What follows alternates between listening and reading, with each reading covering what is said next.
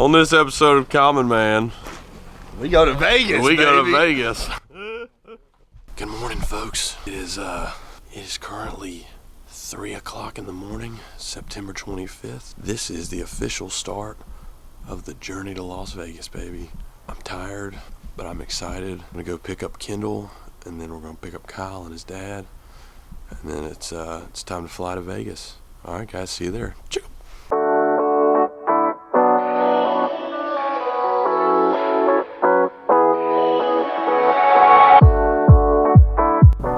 Insufficient funds. Insufficient funds. All right, folks, just got through TSA. Check 'em. About to get on this flight. Go fly. Get there in 5 hours. About the 3-hour mark, diarrhea will set in. Yeah. Gonna 3-hour mark.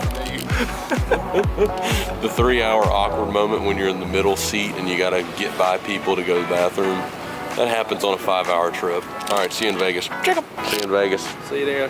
Check 'em.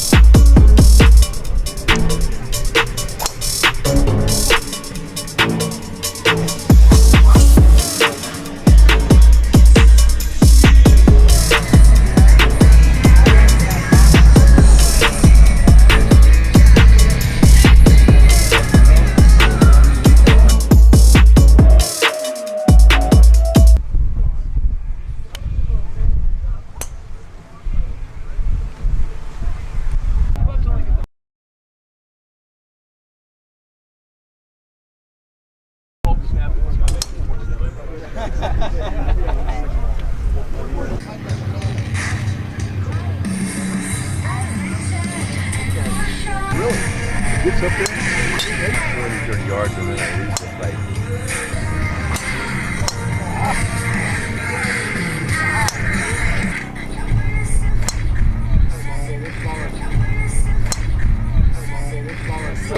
Okay.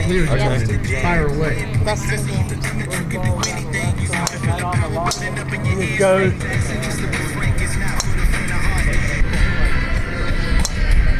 Oh, how about that one?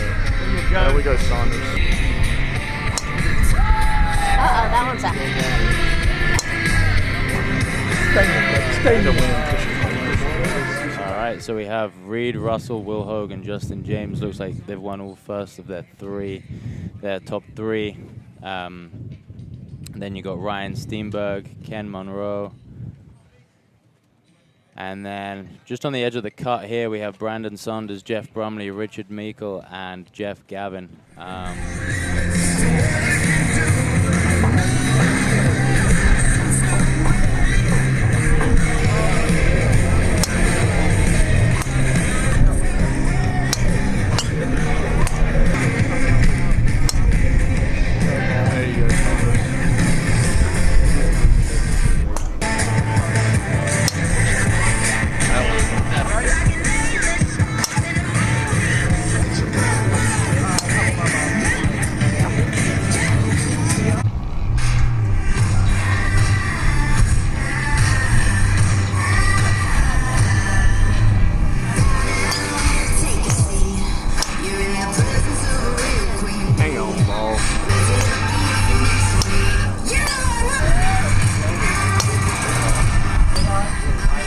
Coming around, Saunders. At ends of the spectrum, we got Justin James, who usually, well, cut myself off there. We got two 407 drives, one from Will Hogue, one from Brandon Saunders. Some big drives right there. So he gets Steenberg's last drive at 435 by a yard there. Got three guys in the 400s right now. That's a very good set by these guys. 404. So as of now, we have a tie for 12th place, Kyle Richter and Shane Gonzalez. So as it stands, they'll be going into a playoff. We do still have one more set. Then we have Will Hogue, Reed Russell, Justin James, Ryan Steenberg, Isaiah Joyner, Ken Monroe, Bryce Verplank, and Brian Kelly. All doing pretty good. Look like they're going to go through. Ryan, where was it? 441.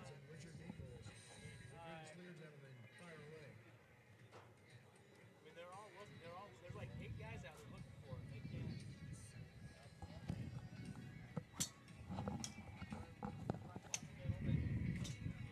can't. That could be too. Yeah. On his first shot. Yeah.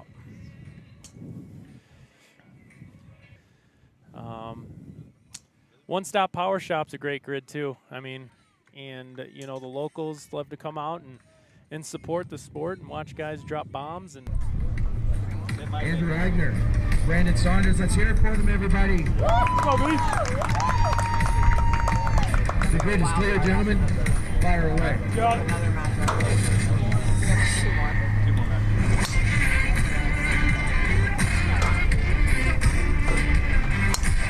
there you go, Saunders. So Andrew Eigner's gone. OB those first 3. Brandon Saunders in at 395. There we go. That's a good number.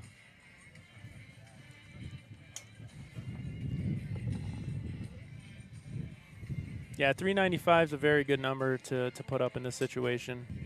Saunders lined up way behind that ball. He's going to lift this one high, play this fade. Yeah, very short swing. I was going to say, very short backswing. Yeah. Sometimes you can go from playoff to playoff to playoff. Yep, that's the 2 of the 3 was playoff to playoff for sure. Actually, I've met Glenn Wilson Jr. in there 2 out of 3 times too. He was in there today. He was in a playoff round already today. I think that's his thing. Looks like Saunders is still in at 395. We're waiting to see Eigner's numbers here. He may have went. He looks like he's waiting for the call back.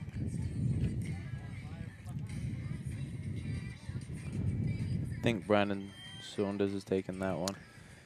Yeah, we'll see if he has a mark here. He's going to need a mark because the next 3 guys stepping up. He's competing against their. Okay, so 389 he came in at his 6th ball. Last group of 16. So Saunders will move to 12th place, locking him in for moving into tomorrow. We got Andrew. Well, I would have done that yesterday. So you turn to the right and left. All right, guys, day 2 out here, blowing like 50 miles an hour in your face. So I don't know what to do with that. I really don't. 50 miles an hour in the face. Kendall got anything to say? It's going to be a tough day for coach. Tough day for coach. Long ball 407 yesterday, long ball 293 today. That kind of a win. Check him!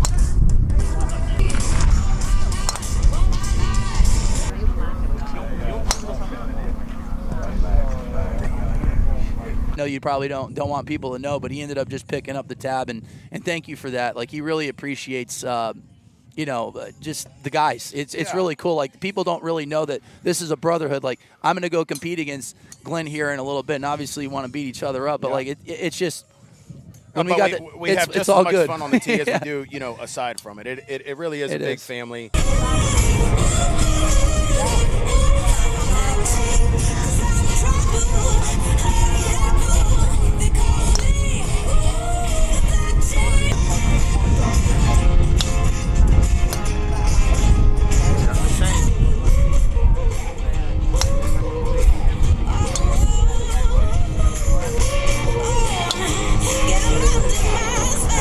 As well. I know people were asking about the equipment. I think Cobra made a couple modifications. They have different types of metal that they're using for the faces and trying to get a feel for it. But those, has won many world championships with that head. And I'm just the meathead baseball player that just slapped on a logo on a putter. But royaltysports.com. I always say you'll make every putt you don't miss, or you'll miss every putt you don't make with a royalty or your money back guaranteed. I'll guarantee that all day. That's right. The best 1-inch putter, from 1 inch. You can't miss from an inch with my putters. But nah, man, it's.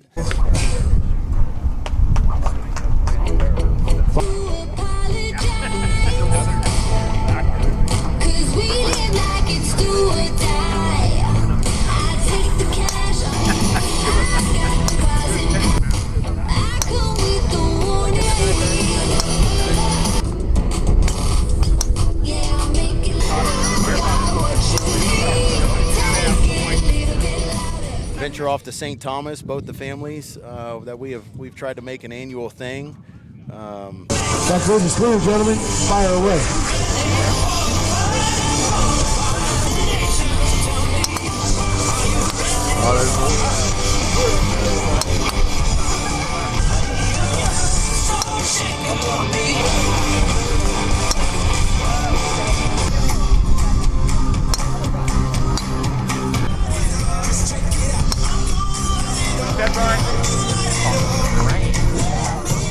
Again, want to thank everyone for tuning in. This is ProLongDrivers.com. This is the PLDA World Championship.